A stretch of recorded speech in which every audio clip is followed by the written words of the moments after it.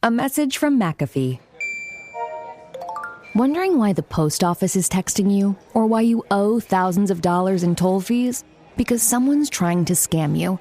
The good news? McAfee can help. With McAfee's award-winning scam detection, it's easy to tell what's real and what's fake over text, in your inbox, and online. If they're You want a free gift? Seriously? If they're faking it, they're not making it past us. Get award-winning scam detection today. McAfee.com/keepitreal. Lowe's knows how to help make your home holiday ready for less. Get Select Style Selections vinyl flooring for just $1.99 per square foot and have it installed before the festivities begin. Our team can help you every step of the way. See a Lowe's Red Vest associate or visit Lowe's.com/holiday install to get started. Lowe's, we help, you save. Basic install only. Date restrictions apply. Subject to availability. Installed by independent contractors. See associate for details. Contiguous U.S. only. I'm Gary Birtles, one of the old gits from a long time ago. You've got to tune into Tricky Talks, I believe, so just do it. All the best.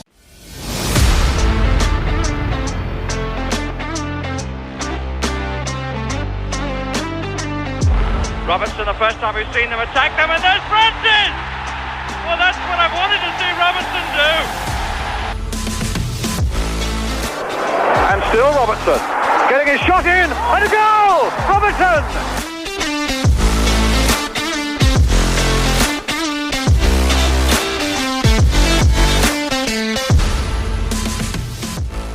You've just heard two very famous European goals by Nottingham Forest players. Let's hope for some more this week. Hello and welcome to the Tricky Talks podcast. As Forest get a point in the 1-1 draw at Burnley, we'll discuss that and look forward to the game in Seville against Real Betis on Wednesday. We're on the verge of our first European adventure for 30 years and the whole gang are here to get the week underway. Kate and Mollo are back from a wet Burnley. How was your trip, guys? Kate?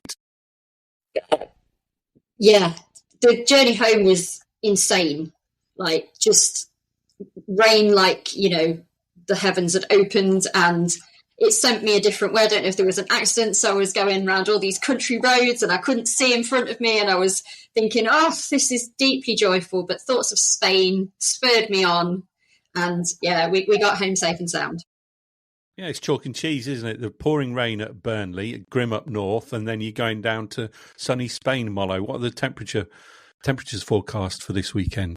Or this week, I should say. I haven't looked for this week, but it was averaged about 35 to 37 last week, so I'll take that. Yeah, 30 degrees upwards and in the high 20s when we're kicking off. So. I remember last time you went in the sun, Mollo, you ended up coming back with red, gingery hair. So he's hoping for a repeat. No, definitely not. That was a dodgy shampoo. But no, he's hoping for a lobster face still, get some sunshine. And still shorts. And Chelsea's here as well, of course. We're going to be having to settle for watching it on the TV, aren't we, Chelsea, unfortunately? But we'll enjoy the occasion nonetheless, won't we? Yeah, I'm just going to turn my heating up to 30 and just put the big lights on, and then I'll pretend I'm in Spain. Yeah, and I'll pretend I'm in Spain by wearing my swimming trunks with nothing else. So. Oh, Simon, no. Absolutely not. Absolutely not. So we'll kick off, though, with Burnley and do our game review, as we always do, and stick with our usual takeaways. Of course, it was a 1-1 draw. The performance was half decent, I thought. We'll get into all of that, of course. So let's start with you then, Chelsea. Actually, you saw the game as well. What were your two main takeaways from that 1-1 draw this against Burnley? And for me, I feel like it was a game of two halves, if I'm honest.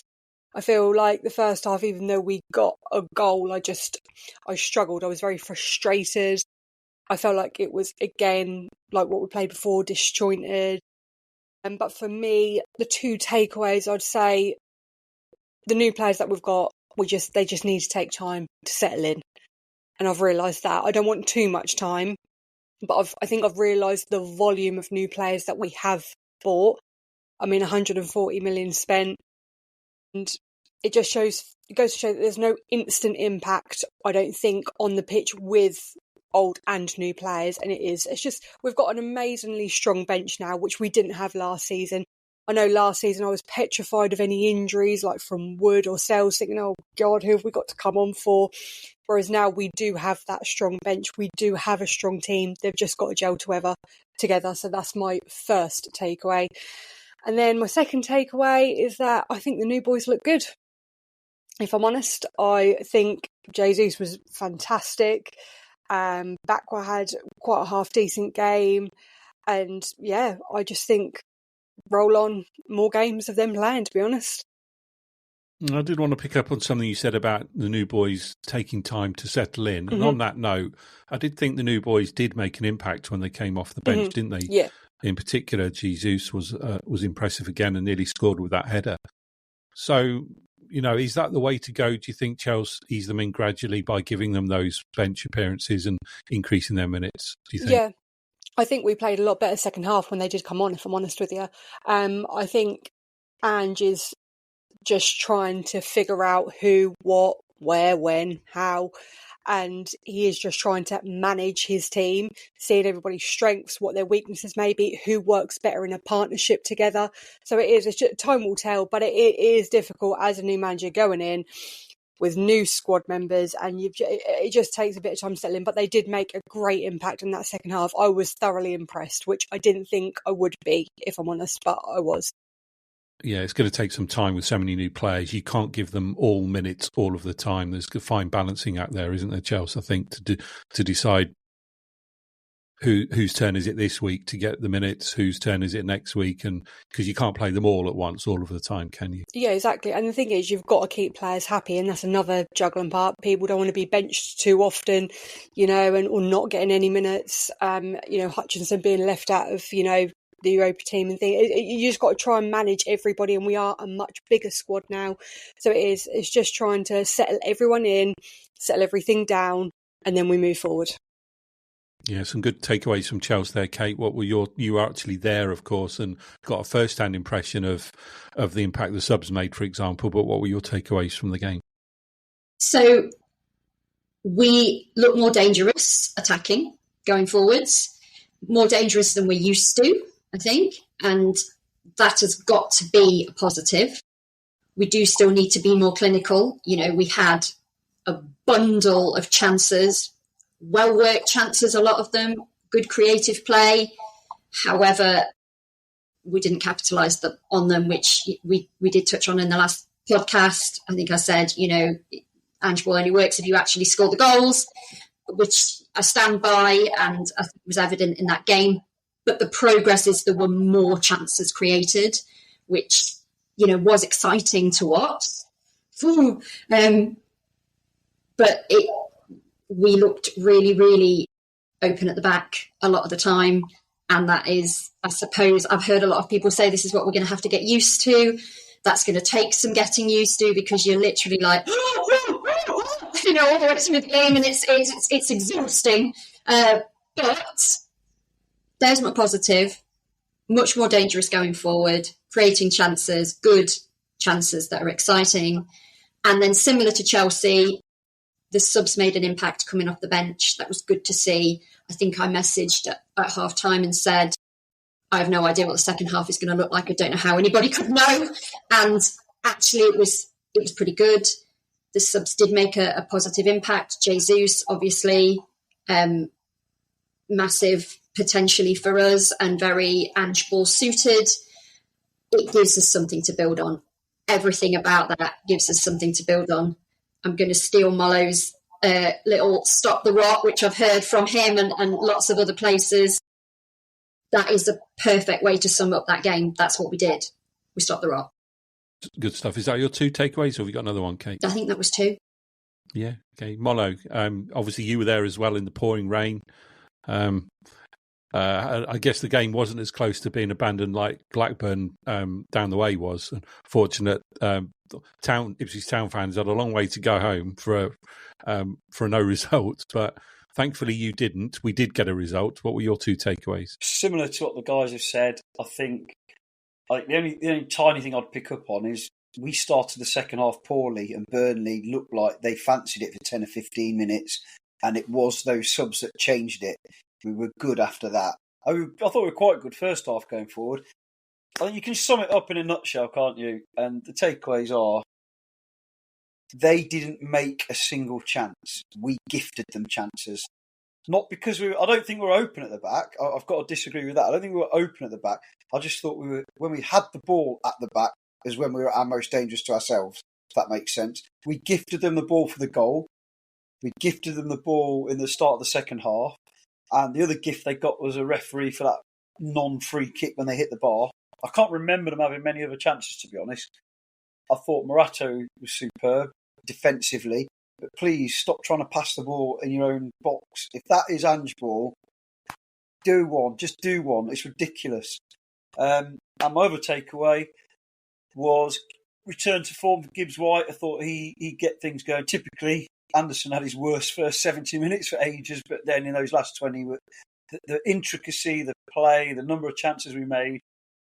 Going forward, we're looking good, but all I'll say is, for the last 10 years, not just last season, even under Warburton, when that ball went back to Sells after 20 minutes, and there was nothing really on apart from Anderson had come short, but it went out to Zinchenko, and then he didn't really miscontrol. It was just a tiniest bit. I wouldn't even call it a heavy touch, but on that pitch, it was enough. It became a 50-50. They won the throw-in, and they scored from an absolute comedy goal, almost, even though it didn't feel very funny at the time. So my takeaway is, why the heck can't football teams still focus on defenders defend and then get the ball into the players who can play? I always say to kids when they're playing football against a team, pressure the defenders, because they're defenders for a reason. If they were that good normally, and particularly as they're backup defenders, they wouldn't be playing in defence. I know that doesn't quite stand as true at professional level, but just defend properly. We won our headers, we won our tackles, we went with the runners, we did all the basics of defending, and then faffed around around our own box and lost the ball 2 or 3 times. Really annoying that was, because we should have won that game. We deserved to win the game, but stop the rot. That's the key. So there's my takeaway. Stop faffing around at the back when there's no space, and we'll be okay. Yeah, I do want to talk about the goal conceded, though, because I haven't seen anywhere that suggests it's been marked as an own goal yet. I mean, to me, that was an own goal. Yeah. He clearly changed the direction the ball was travelling. I'm not sure. It may have gone in if Zinchenko hadn't got a touch to it, but to me, it was a definite own goal. Yeah. So I don't know if anyone benefited from an FPL perspective, but in our league, Chelsea, but to me, that was definitely an own goal. And sometimes these things can't be helped. If you're a professional athlete trying to perform an action and the consequences don't result in what you had originally intended, there's not a lot you can do about it at that precise moment in time. And a really, really good example I saw as well was watching the Miami Dolphins play on Thursday night, Friday morning. There was a penalty against the Miami Dolphins for the actions of a player who was running full pelt towards an opposing player, and he caused a foul for whatever. I won't go into the details, but he couldn't help it because he was doing his best to achieve a certain result at that moment in time. And unfortunately, it didn't come off, and it led to one of the contributory factors to a defeat. So what I'm saying is professional athletes, when they're playing at their peak, can't always control their intended actions. So there's no blame attached to Zinchenko for that goal. It did look a bit comical, but obviously he didn't intend to do that by any means, of course. In his defence, he was trying to make up for the error that had the ball at that end in the first place, wasn't he? I think you know when you do that thing when you're on holiday when you're young and you have to spin round a broom or whatever, the drinking game. I think between giving away the throw-in and trying to clear it, he'd done something like that, because it was like, I mean, I thought he was very, very good, by the way, but he just looked like he didn't know what his feet were doing. And it would have been proper slippery and horrible in there as well. So you're saying you played that drinking game when you were young, Marlo, a drinking game. How old? No comment. We know the one you're talking about. My 2 takeaways are that, yeah, there was lots of positive football, which was great to see, but they learned to get a tighter grip on games, especially after going ahead, because after Burnley equalised, they struggled to contain the opposition, particularly in the early stages of the first half. So I think they've got to, if they do go ahead, they've got to learn to take take a tighter control over games, because they certainly didn't do that. But that does lead me to my second takeaway, was that it was a pleasure to see them dominate the remaining 10-15 minutes, which was the opposite of what we saw at Swansea. It was Swansea who were pushing and grabbed a couple of goals at the end, and it was nice to see the roles were reversed this time around, and it was Forest who looked like the only team that were going to win. You take away the Burnley keeper who made multiple outstanding saves, Forest would have won that game. Did. So you got to give credit to the Burnley keeper, but it was really good to see Forest with a team pushing to win away from home in the Premier League, as opposed to the opposition who you might have thought they'd got their tails up. They're at home. They're looking for a scalp. They could easily have been the ones pushing for the win, but they weren't. The roles were reversed. So they were my two takeaways. Go on, Mollo. That, Simon. I noticed on the Finalysis site, the Burnley fans, their man of the match for Burnley was their goalkeeper, and all their top scorers for what they gave them their rating out of 100, whatever, they were all their defenders, which kind of says a lot about how the game went, despite the frustrations of not winning. And I've seen Burnley fan comments today, and it's kind of early on, it's Forest are there for the taking. These are in disarray at the moment. Blah blah blah. And then by the end of it, it's like, come on, hang on, let's not concede another late one after last week. Please hang on, Burnley, that type of thing. And I think that kind of sums up the game, even though it's really frustrating that we couldn't control it, having gone 1-0. Yeah, absolutely. Right, we're going to move on now to a new feature called The Good, The Bad and The Ugly.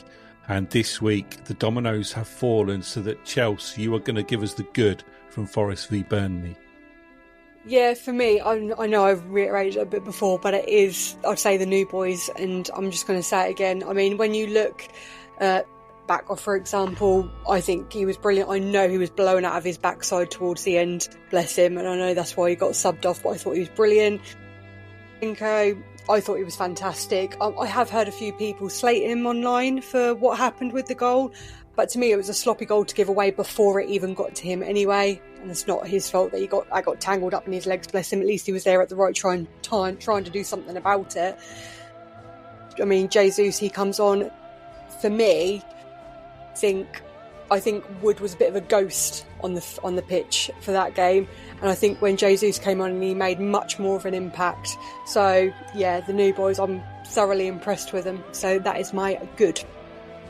Jesus was great, actually. And are we getting towards the time where his minutes need to start increasing, and is Wood's place under threat? Maybe not in the immediate short term, but guys, what do you think there?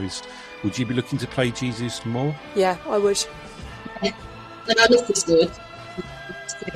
I'm not saying I don't want Chris Wood to play, but absolutely we need to be increasing Jesus' minutes. He's making a really good impression. And he should be. He is challenging Chris Wood and saying, I want that place and I'm going to have it.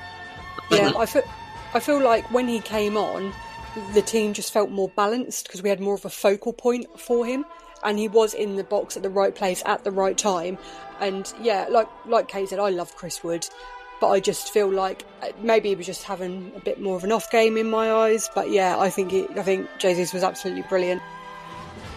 I'm going to buck the trend and say I thought he held the ball up really well while the team weren't playing as well, Chris Wood.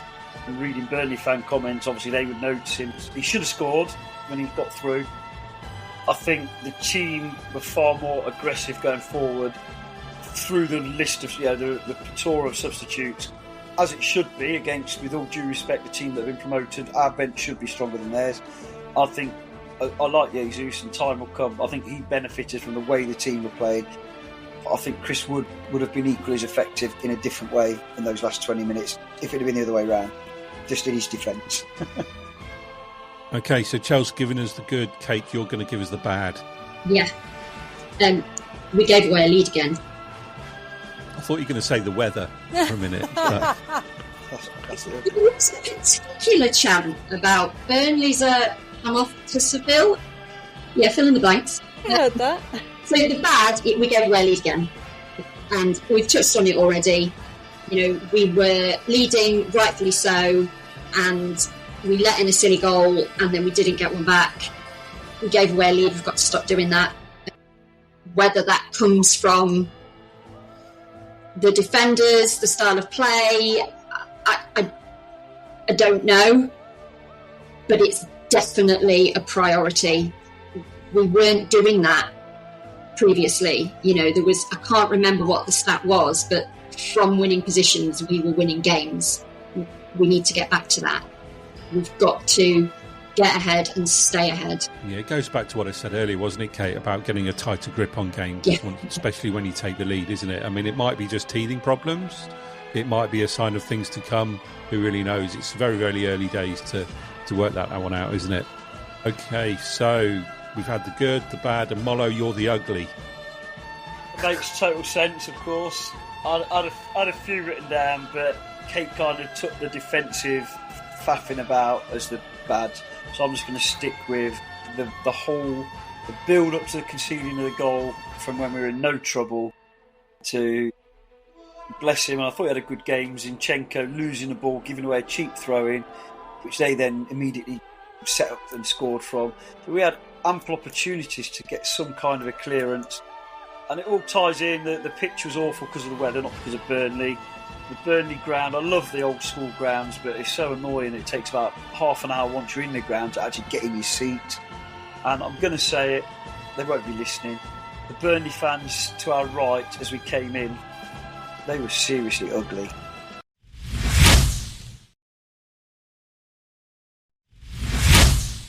Right, okay, on to Mollo's moment then. Mollo, where are you going this week? Okay, I've alluded to it. It's very, very specific. And so we were through the turnstiles and in the ground at 10-2. We went through the unbelievable cramped tunnel and up the steps just as we kicked off. And because the game was in play, I kind of shuffled to the right and found myself up against the little fence between the fans, which is never a problem. And I had a little moan at a steward. I just basically turned to a steward and said, look, it's an absolute shambles. Why are the stewards standing around doing nothing and not helping move people in, etc., etc.?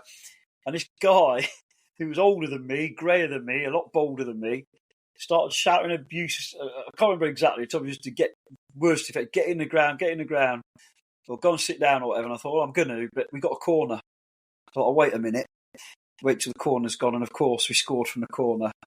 And it was very, very satisfying turning around and celebrating literally the width of the segregation in the face of this old school guy who thought he was still in 1985, threatening everybody. And he had his Stone Island 1980s jacket on. And I couldn't help but say, it went quiet. So I was saying, get the badge in. It went quiet just after the goal for a moment while everyone got their breath. I couldn't help it. I said, that was your fault. And his mates were ripping him apart. So that's your fault for being so aggressive. That was my personal happy moment, and obviously it linked into the goal, which was a wonderful strike from Nico. Yeah, it was actually. We haven't mentioned it. We haven't mentioned Nico Williams much either, but a terrific start to the game. Exactly what you want to see. Douglas Luiz also played a part in that goal as well. And again, talking FPL, I believe he got the assist. Oh, okay. Yeah. Okay, talking of individual players then, let's go around and do our man of the matches. Chelsea, we'll start with you. Who have you got? Well, I'm glad that Mollo touched on when he was saying about how it was like one of the most flattest kind of away atmospheres that we had in a while. And I felt a bit like that when we conceded. I just felt myself really... And I just kind of went rock from what happened with Swansea. I just felt like all the motion came out, and I felt a bit like Roy Keane when I was like shouting at the telly, to be fair. But do your job. Yeah, it's literally, that's exactly what I was. A few more colourful choice of words at certain points, but that's beside the point. And then, but for me, there was a few moments where, because I was watching on the TV, and there was a few moments where for me that when we gave away a corner and Milenkovic was in the middle, rallying everyone up, constantly communicating with everybody, making sure everyone had got clapping his hands, like, you know, really getting that communication with everyone and rallying around and trying to bring more of that passion and out of everybody. And for me, I just think he's a natural captain. I know I always say it till the cows come home, but for me, Milenkovic purely based on that moment where they all needed to come together and just keep going. Good choice. Don't mind that one at all. Kate, who are you going with this week? It's got to be Nico. I've thought about this a lot because it seems obvious, but it's not just for the goal, although it was a great goal. He was everywhere. He was absolutely everywhere and doing absolutely everything throughout the game. He was phenomenal. And you take a minute to suddenly realise that he's just involved in everything, and fantastic, just fantastic. Absolutely love him, absolutely loved his performance, and I couldn't give it to anybody else. Molo, who are you going with this week? Ooh, just some different, although I agree that Nico was absolutely phenomenal and he got one of my top scores on the Finalysis thing. He almost had two as well. The side foot volley was absolutely exquisite, wasn't it? Anyway, I'm going to go a little bit left field based on how everyone spoke before the game, and I'm going Morato. He was faultless defensively. He was not great on the ball a couple of times, but we know that's not what he should be doing, although if it had cost us a goal, I wouldn't be saying these things. There were so many occasions where he was one-on-one with one of their attackers and you're thinking, oh, here we go. And he just nicked the ball. He didn't even hammer them. He nicked the ball. It was really a kind of throwback to that full debut, against Everton, where he just did that tackle just before we scored when we won 2-0 at Goodison, where the guy was running at him and he just watched and nicked the ball. I thought he had a really good game. He won his headers, did what a centre-half's supposed to do. And if he can stop doing what the midfield's supposed to do, then fair play to him. After the unbelievable criticism he got, he was awful at left-back. The irony was, in the second half, he ended up one-on-one with somebody in the left-back position, and he absolutely won it clean as a whistle, didn't he? So I'm giving it him based on where he came from as well. He had a lot to prove, and he did well. Obviously, I want Murillo back ASAP, and that's fair play to Morato for, like Gibbs-White, had a lot of criticism, some of it unfounded, some of it too far, and he's replied without saying a word. He's done his talking on the pitch. So for me, Morato. Okay, I'm going back to what Kate said. I'm going for Nico Williams. And again, like Kate said, it wasn't just for the goal, it was for his all-round play as well. I thought he was absolutely outstanding, and God forbid anything happens to him in the similar way we've talked about our two centre-halves, especially in the European games as well, given the fact that Olarena's going to be missing from the first team squad at least until the end of January. So I think Williams is certainly integral to that back four, and he demonstrated why on Saturday, and certainly got my man of the match by a country mile. Incidentally, we do the man of the match awards every week, and so far we've had 9 different players we've voted for man of the match. I've got a little tally up here on my wall above me, so I'm keeping a record of all of our man of the matches just to see who at the end of the season gets the Tricky Talks podcast Player of the Year award. Love that. Comes second to Anderson. Yeah.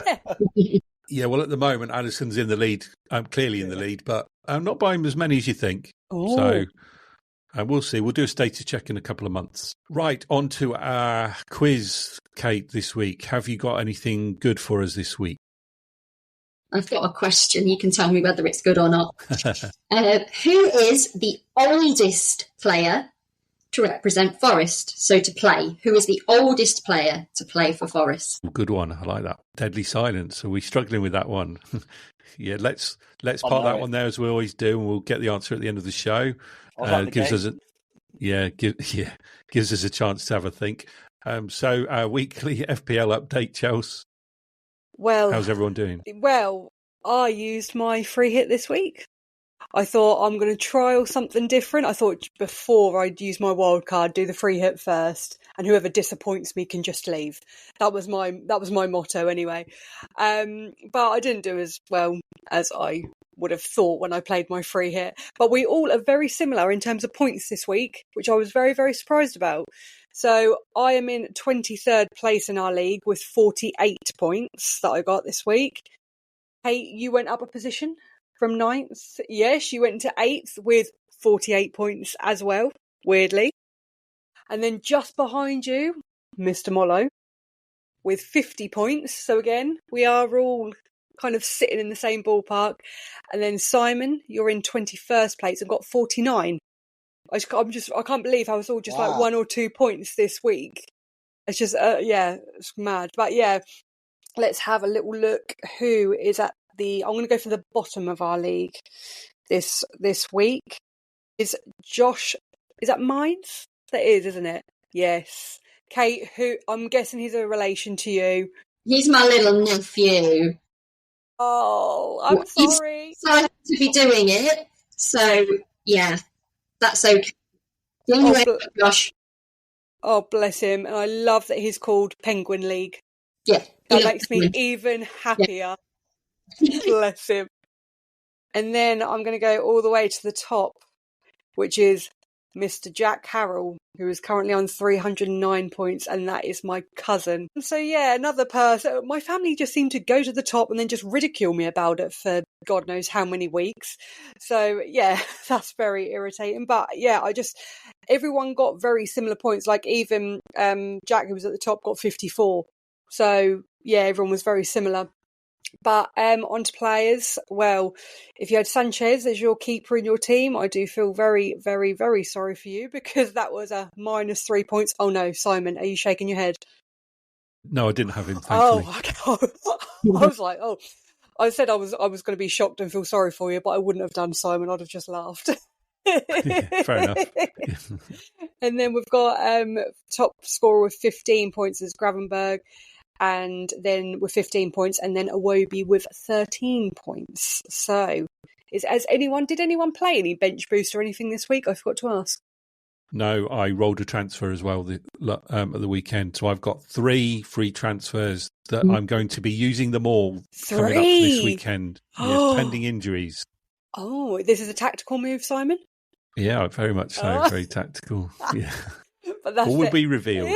Oh, see, I told you he's the FPL wizard. I keep telling people. Well, I'm not so bit wizardry at the moment because I'm not doing very well, but... Silent assassin, then.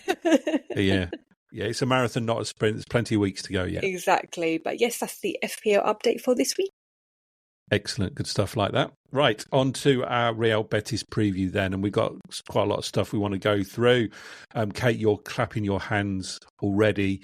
You and Molo, obviously, we know you're going...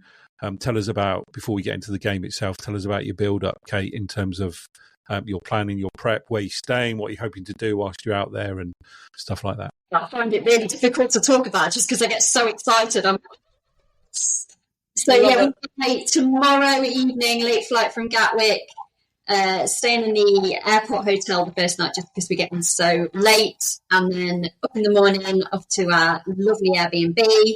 I'm going to go via the ticket collection point because that is stressing me out a little bit. I want to have those tickets in my from the hotel to the ticket collection point, and then off and get settled in the accommodation, and then to the park, the big monumenty parky thing that we're all supposed to be meeting at, hoping to get down there around 4:30, 5 o'clock, really soak up the atmosphere. Hopefully meet some of the other Garibaldi girls. Might even bump into Molo. You never know your luck. And just soak it up and enjoy every minute of it. I can't tell you, it is an absolute dream come true, and it still doesn't feel real, even though we're going tomorrow. I can't wait. It's like Christmas Eve tomorrow, isn't it, Kate?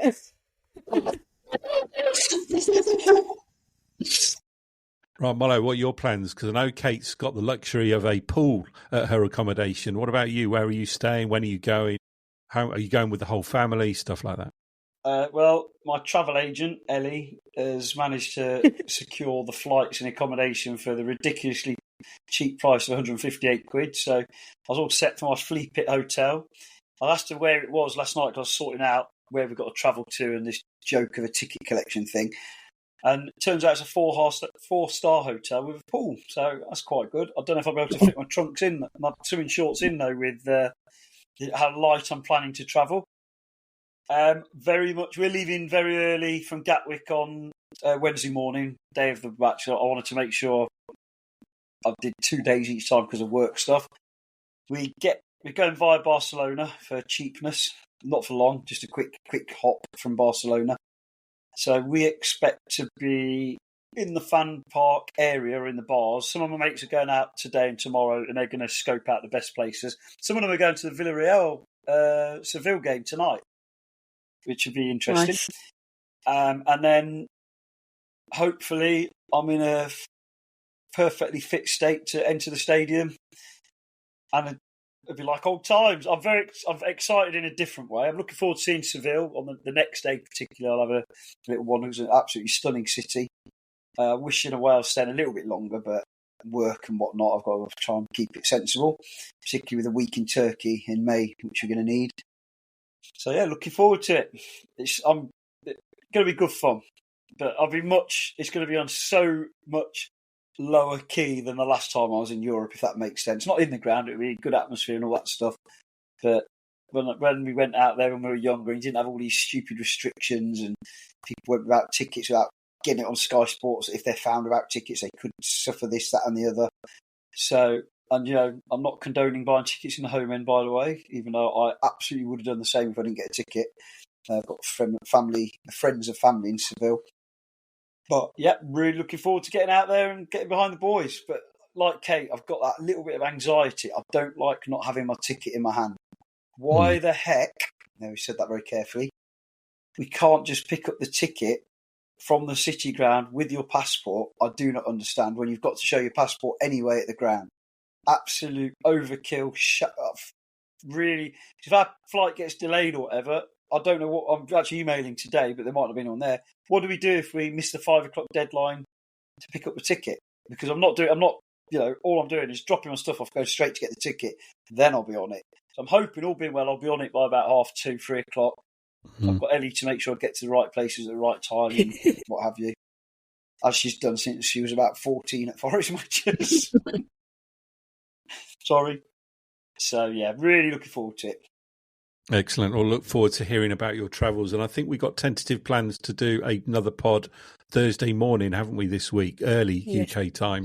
So you guys don't get the luxury of a lion, unfortunately, in sunny Spain. But, yeah, poolside for both. I'll be disappointed if you don't. Hey, I'm up for the breakfast. 4-star hotel, £45 a night. I'm going for the breakfast. Can't believe it. Excellent. Right, on to the game itself now, or the tournament itself, I should say. Now, I sent you guys a little image of a picture that I grabbed from Up To Analytics a couple of weeks ago, which listed the probabilities of the various teams in terms of progressing in the tournament. Forest, incidentally, were ranked third on that list with a 58.1% chance of reaching the quarterfinals, a 36.1% chance of reaching the semi, 21.2% probability of reaching the final, and an 11.3% of chance of winning it, which, like I say, was ranked third behind Villa, who were first, and Roma, who were second, ahead of the likes of Lille, Lyon, Feyenoord, Bologna, Porto, Stuttgart, and then Betis, who are ranked 10th on that list. Just want to gauge the mood in the room, if you like, in terms of what are your hopes for Forest in terms of progressing this tournament. Chelsea, will start with you. Are you dead cert that we're going to be able to win it, or are you hoping for just qualifying out of the initial groups, initial 8 games? Or would you hope for the team progress a little bit further in the competition? What are your thoughts there? I would love to see them progress further in the competition, but I am just hoping to qualify from the group because, I mean, this is all so new to me and I am that Forest fan. I get so excited, but God, am I superstitious and do I set my expectations low and go, no, that's fine, no, I'll just settle for a draw because then if I do a draw, then I'll hopefully they'll win. That's my mentality. I'm just so happy to be in Europe, but I have got no idea. I was so much more confident at the start of the season, I will say. I was a lot more confident. Now, after the Swansea game has ruined me a little bit. I'm going to be completely honest. That's actually just made my confidence just drop. And I've been trying to pick myself back up, but it really has. I would love, just even getting to like the quarter or the semi-finals would be fantastic. I mean, final, amazing, but I'm just not going to say it. But yeah, I have no idea. I have no idea. I know how we can play and what football we can play. But the Swansea game has knocked me and I just don't know what's going to happen. What about you, Kate? I watched a little bit of their game on Friday night. So they played Sociedad, I think it was. And I wanted to watch them be rubbish and they weren't. So that's not been so good.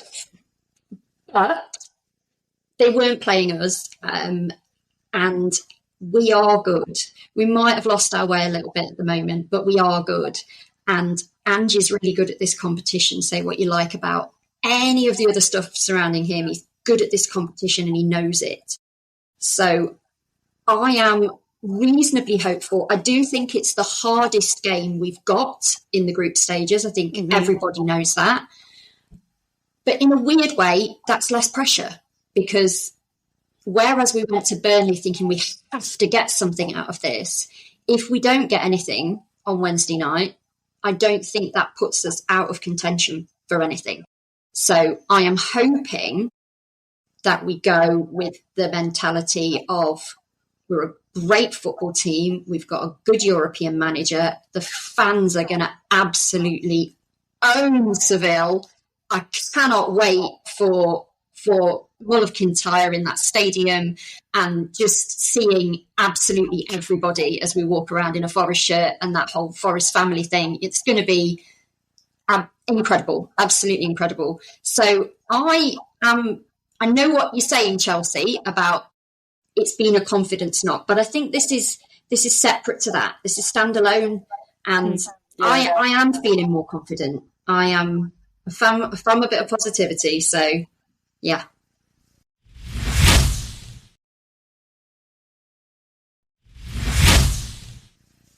Yeah, I look at those fixtures and we've got two teams in the top 10 in this ranking that we've been talking about in two of our three first games. We've got obviously Betis this week and we've got Porto. And arguably they are the two hardest games in that fixture list, I think. And I think there is a benefit to have them early so that if the result doesn't go our way, there is still plenty of opportunities to turn it around.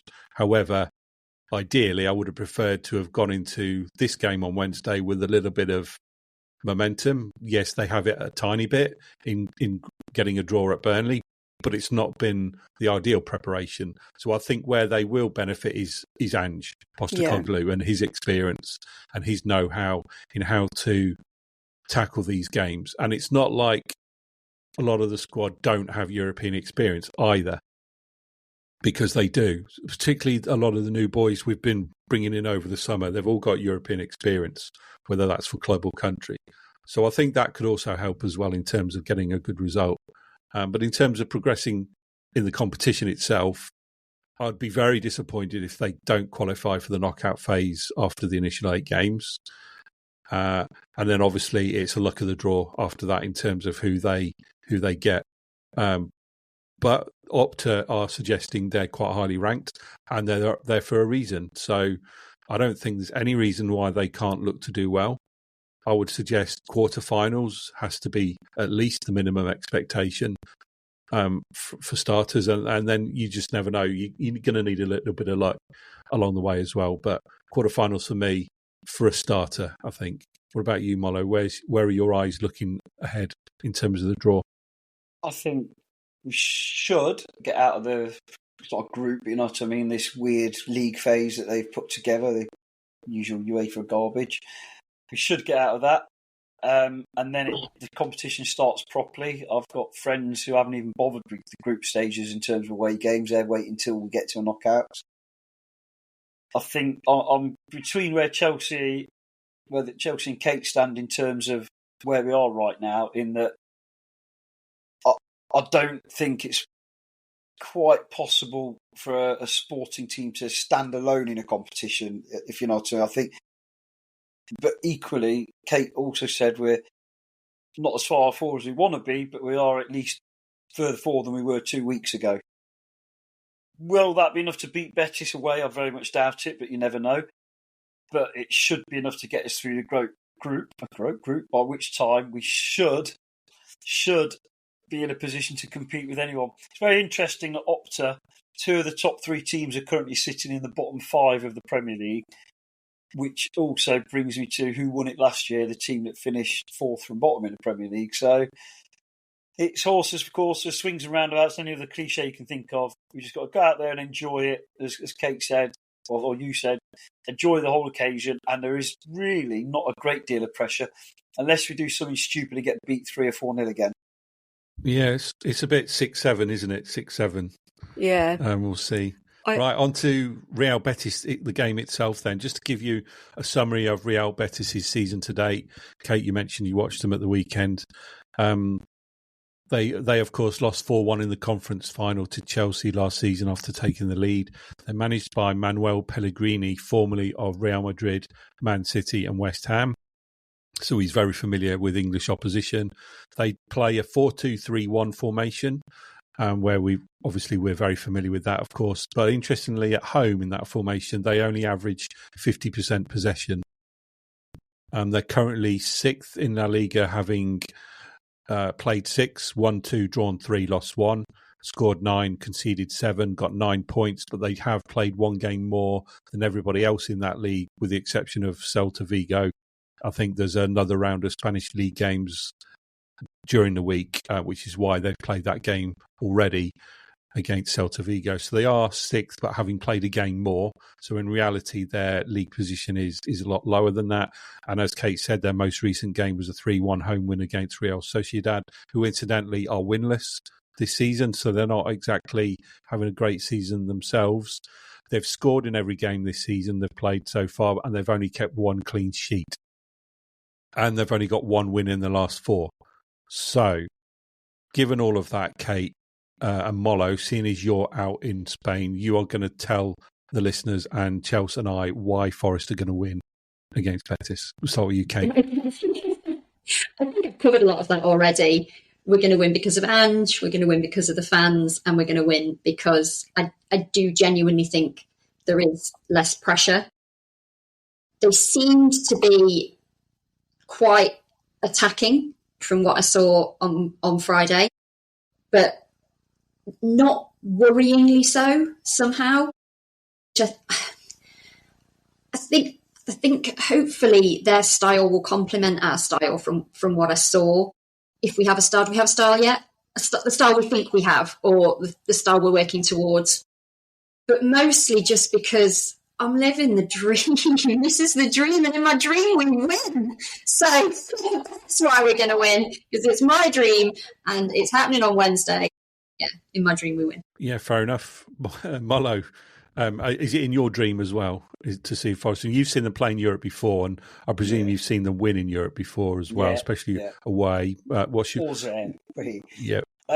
For me, and having very slightly generously given Morato man of the match, I admit, because it's a bit unfair on Nico, I think the reason we should win this is because Murillo will be at the back. And when you're doing all that faffing around, fanning around football, at least if you've got an absolutely class ball player like him doing it, you feel a bit more confident. We didn't mention it, did we? I didn't feel quite right when Milenkovic burst up the pitch and played a 1-2 and set up, I think he set a wood, didn't he, in the end, when I thought he was going to shoot, or when Morato tried the same. It didn't quite feel right, whereas if Murillo does it, you kind of breathe a bit easier, don't you? So that's my reason, because Murillo will be back, and I think half their team are Premier League rejects anyway, aren't they? So there's a reason they're Premier League rejects, but we know better than anyone that means nothing. We won 2 European Cups with a team of, not rejects exactly, but relatively rejected or unsung heroes. And they're a proper team, aren't they? That's the thing you've got to be wary of.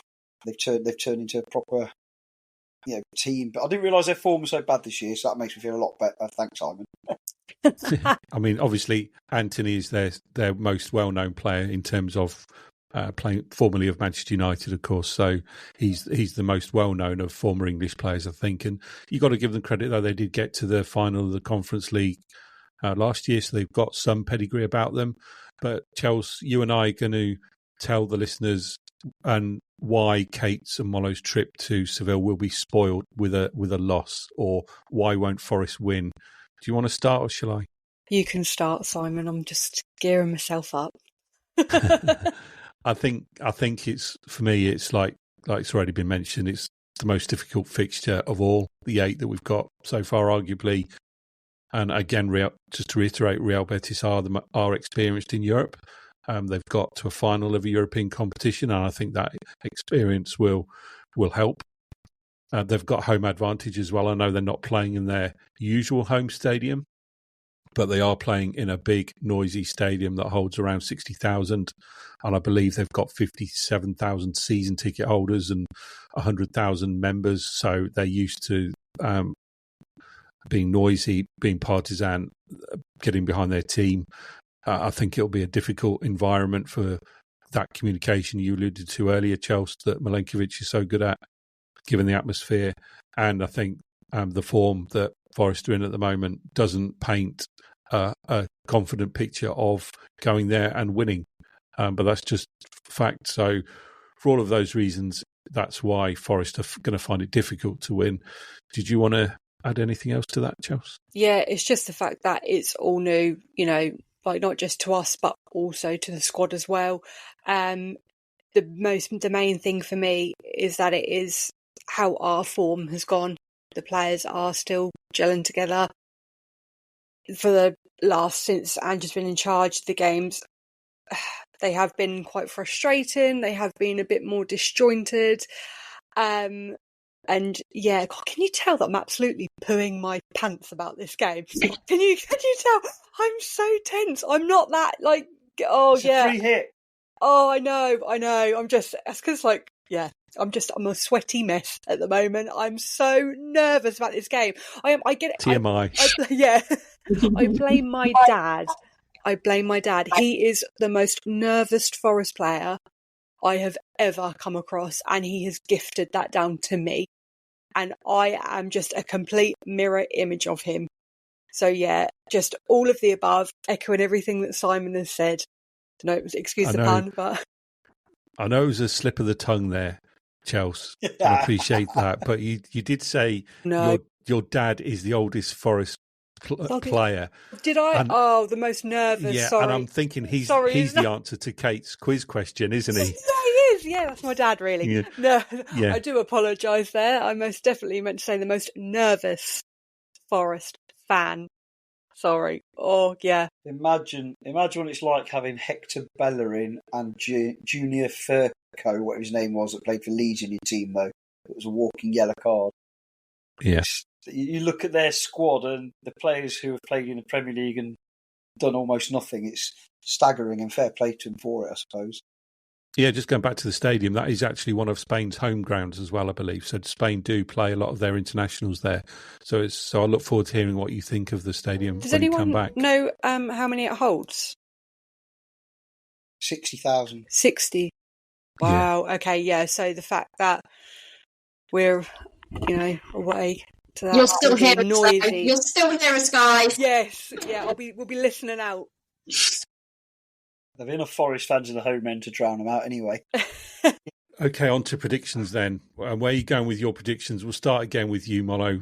In terms of the game predictions, we have to do it, of course. We can't go for penalties this time either. 2-2. 2-1 to Forest. Chelsea. 1-1. I'm going to let my head rule my heart and go 2-0 Betis, but I hope it's the reverse. Kate's face was not happy there, Simon. No. I saw it. I'm gonna get a screenshot of that face, I think. Don't. No. And I think I've just guessed the answer to your quiz question, Kate. I think it's just come to me, but I'm going to hold that thought for a moment. So we're going to move towards the end of the show now. Do you want? Go on then, Kate. Let's go through the question again. See if the others have got it as well, shall we? Can't wait. Who is the oldest player to represent Forest? Go on then, Molo. Lurch, Dave Besson. Yeah, that's who I'd got. I originally thought, my first instinct was, I thought you were tricking us, Kate, and doing a back-to-back answers for Stuart Pearce. That was my first thought, but then, I went for Besson as well. Des Walker's our oldest outfield player. Is he really? Second time round, he was 40. Okay, interesting. Didn't know that. Molo's like the walking encyclopedia. Yeah, there are third in this table. I can't remember who the second one was. A really, really old, like back from the early 19 I don't know, hundreds. Yeah. Was the second. But yeah, Dave Besant, who was 42 when he played for us in 2001, and then very, very old guy from the 1900s, and then Des Walker. So well done. Can I just say, it's not that I'm a walking encyclopedia. I just don't remember anything important, only useless rubbish like that. Except becomes useful now that we're doing this. Yeah, I hope you remember where to pick the tickets up from on Wednesday as well. He's got Ellie. Yeah, true. I'll leave Ellie in charge. Right, okay. Any final thoughts, Chelsea? Start with you. No, I believe Nico Dominguez has been caught on the training pitch, so I am absolutely buzzing about that. So that's made me very happy this week. Excellent. Anything, Kate? Same as last week, really. I'm going to Spain. I'm going to Spain. I absolutely love it. It's like Kate's won a competition. I love it. Right, and Mollo, anything from you? I will mention the ladies who are mirroring their first team at the minute by squandering chances galore, even though they were playing a relegated WSL team. They lost, I think it was 2-1 or 2-0 in the end. I got dragged to IKEA, so I was half watching on my phone by then. And they should have actually won the game with the chances they created, but they just didn't put them away. So they are competitive at that level, which is good to hear. So, bonus. Excellent. Well, we'll look forward to bringing you another show later in the week when we'll hear all about the Betis game, of course. In the meantime, thanks everybody for listening. We shall speak to you again real soon. And in the meantime, if you go off to Betis, have safe travels.